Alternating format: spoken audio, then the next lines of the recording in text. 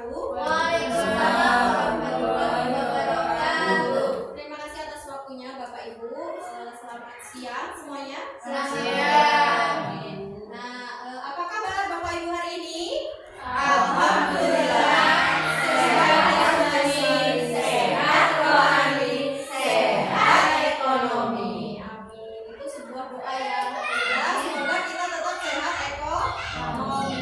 Ya, nah, di sini saya akan menyampaikan hasil BIMTEK saya selama 4 hari kemarin di BPMB dari tanggal 18 sampai 21 November 2024. Nah, di sini kami kemarin itu belajar, berbagi dan berkolaborasi, Bapak Ibu.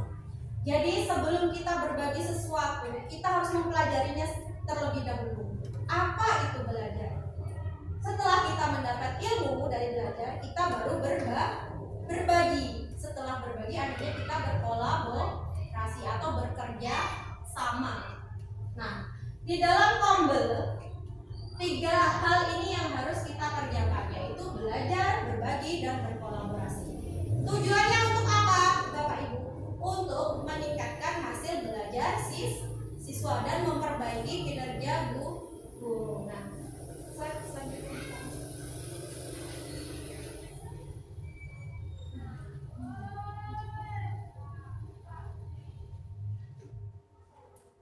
Nah, di sini kita akan membahas tentang komunitas belajar itu sendiri. Apa itu komunitas belajar?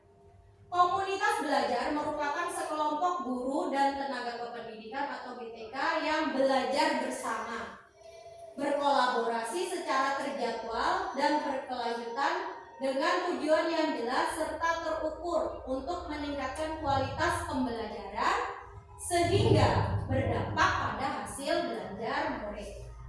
Jadi tujuan utama dari Kombel atau komunitas belajar itu untuk meningkatkan kualitas pembelajaran, di mana kita itu sebagai guru dituntut untuk meningkatkan kualitas pembelajaran kita di dalam kelas, yaitu kegiatan mengajar, belajar, mengajar. Nah, supaya berdampak pada hasil belajar murid, di mana nilai yang rendah akan menjadi baik atau sesuai.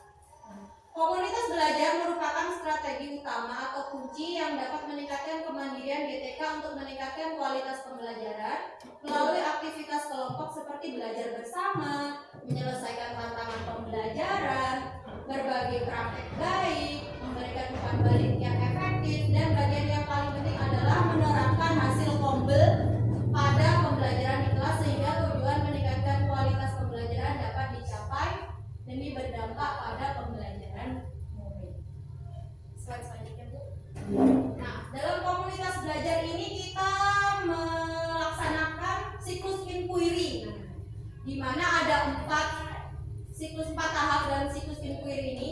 Yang pertama ada refleksi awal. Di situ kita mencari permasalahan awal, apa sih masalah kita dalam pembelajaran sehingga nilai anak itu rendah. Terus ada perencanaan. Di situ kita merencanakan hal-hal yang akan kita lakukan untuk menyelesaikan masalah di refleksi awal. Setelah perencanaan, kita akan mempraktekkan atau mengimplementasi, dan yang kelima yaitu evaluasi. Hasil dari mempraktekkan tadi dievaluasi. Apakah sudah baik?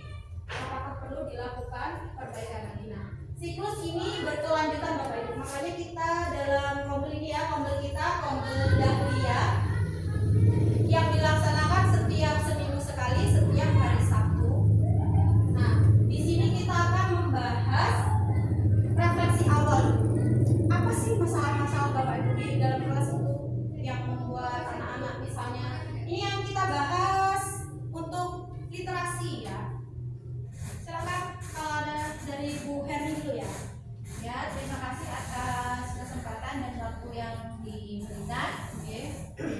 Nama saya Ibu Herni Agus Widarti.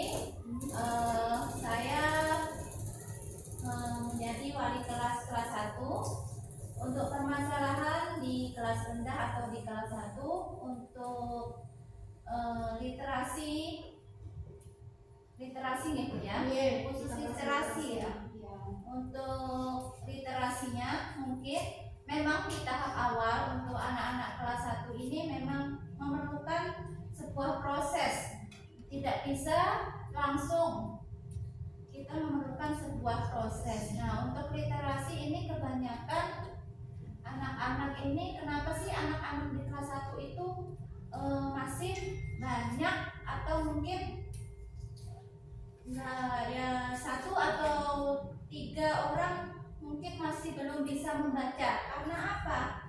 Kita tidak bisa langsung kita harus mencari sebabnya. Kenapa sih anak kok nggak bisa baca?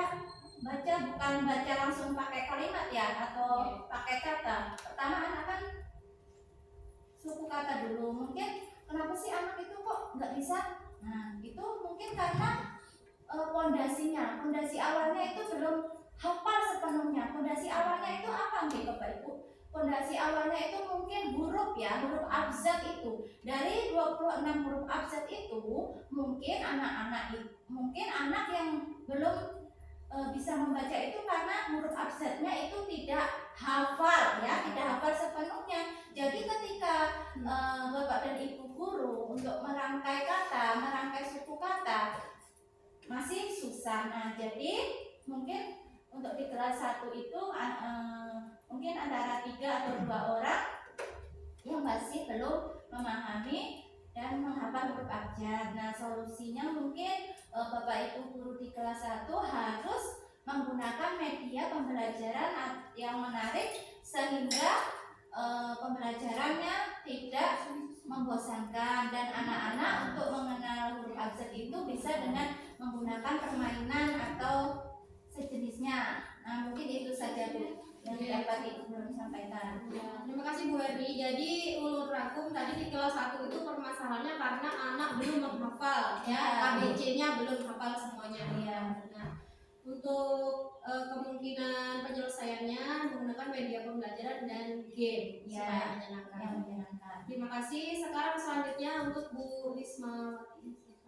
Terima kasih atas waktu dan kesempatannya. Saya Ibu Rismawati mengajar di kelas 4.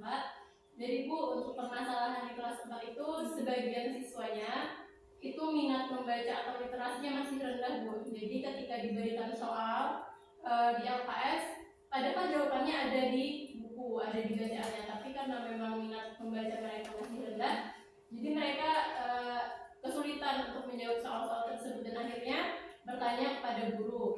Padahal minat membaca itu sangat penting bagi mereka karena mereka akan mendapat pemahaman tersendiri dari membaca. Tapi kalau minat membacanya rendah, otomatis kan akan berdampak pada hasil belajar mereka. Jadi mungkin itu dari yang ulun temui di kelas 4. Terima kasih. Oke, yang untuk Bu Rismawati tentang minat membaca teks ya. Padahal jawabannya ada di teks, tapi anak itu tidak menemukan karena malas atau kurang berminat dalam membaca. Terima kasih. Nanti kita di kegiatan selanjutnya akan membahas solusinya. Akan ada lagi? Terima kasih atas waktu yang disediakan. Saya mewakili kelas 2. Di sini permasalahan yang ada pada kelas 2 itu banyak yang belum bisa membaca juga. Jadi kalau diberi soal-soal tentang teks yang ada teks-teksnya itu ada bacanya, ada kesulitan menemukan jawabannya. Ya itu aja permasalahannya. Berarti kurang lebih sama kayak Bu Risma ya Bu, menemukan jawaban padahal sudah ada di teks tapi kurang memahami. Mungkin untuk kelas 2 ini masih membaca permulaan ya Bu, jadinya belum ke pemahaman. Jadi sambil seperti kata Bu Ani tadi perlu proses nih, kita sama-sama belajar gimana nanti untuk penyelesaiannya. Bu Rianti silakan. Terima kasih waktu yang berani disediakan. Di sini saya sebagai wali kelas 5 di dalam literasi atau membaca ini tidak hanya satu pelajaran ya. Semua pelajaran menggunakan literasi menggunakan membaca. Di dalam baca ini anak-anak kurang memahami bacaan yang sudah disediakan. Ya. Kemudian di dalam mengisi soal mereka juga kesulitan karena masih banyak yang tidak memahami Bacaannya apa, isinya juga apa. Tidak memahami temanya apa, ide pokoknya apa, sehingga mereka kesulitan dalam mengisi soal. Ya. Mungkin itu saja permasalahan yang saya sampaikan. Oke, terima kasih Bu. Jadi di kelas 5 ini karena membaca sudah tahap atas ya, tahap atas, jadi pemahaman. Oke. Jadinya gimana dia menemukan jawaban, padahal membaca soal pun dia nggak paham apa sih yang ditanyakan, apa sih yang dicari, sehingga dia kesulitan. Nah, untuk kelas 5 dan kelas 6 ini memang permasalahan itu juga terjadi di kelas saya, di kelas 6. Memang kebanyakan anak itu kurang memahami apa yang ditanyakan, apa yang dijawab. Jadi benar kata Bu Rianti tadi ya, ulun menambahkan sedikit, karena literasi atau membaca itu bukan cuma di pelajaran bahasa Indonesia. Di semua mata pelajaran itu ada membaca. Nah, kalau di tahap awal kita masih fondasinya, masih membaca nyaring, membaca cepat. Nah, kalau di kelas tinggi itu sudah membaca pemahaman. Gitu. Ada lagi? Ya, untuk kelas 3 Bu. Oke, untuk kelas 3 silahkan Bu. Nah, untuk kelas 3 ini mungkin permasalahannya sama dengan ibu-ibu yang lain. Oke. Nah, untuk di kelas 3 ini saya masih menemui beberapa siswa yang membacanya itu masih mengeja. Masih mengeja membacanya. Padahal kita sudah menerapkan berbagai macam cara, di antaranya kita sudah menyiapkan pojok baca. Pojok baca. Kemudian kita juga mengadakan 5 menit sebelum pelajaran dimulai itu membaca. Nah, tetapi karena menurut hemat saya di kelas Bu, itu yang beberapa anak yang kurang lancar membaca itu kayaknya minat bacanya kurang Bu. Nah, minat bacanya kurang, nggak seperti teman yang lainnya. Kalau teman yang lainnya itu minat bacanya tinggi, jadi dia itu bisa membaca lancar. Padahal di kelas 3 itu kan seharusnya sudah dikatakan harus bisa membaca lancar, karena nanti untuk persiapan di kelas 4 dan kelas selanjutnya. Nah, kemudian di sini padahal sudah diterapkan tuh pojok baca, kemudian membaca 5 menit sebelum belajar, tetapi minat bacanya tetap kurang. Nah, kendalanya di sini yang saya hadapi ini bagaimana cara menumbuhkan minat baca tersebut supaya anak itu bisa seperti teman yang lainnya. Mungkin itu aja Bu yang minta pendapat dari teman-teman yang lain. Kalau teman-teman yang lain misalnya ada saran untuk pendapat dari Bu Tarni tadi, di kelas 3 itu harusnya sudah membaca lancar anak-anaknya, tapi minat bacanya yang kurang. Mungkin ada tanggapan atau apa? Kalau menurut ulun sendiri kayaknya tambahin itu ya Bu, buku-bukunya yang kayak bergambar, atau yang jangan yang teksnya yang terlalu banyak gitu, dia belum baca aja udah males duluan ya.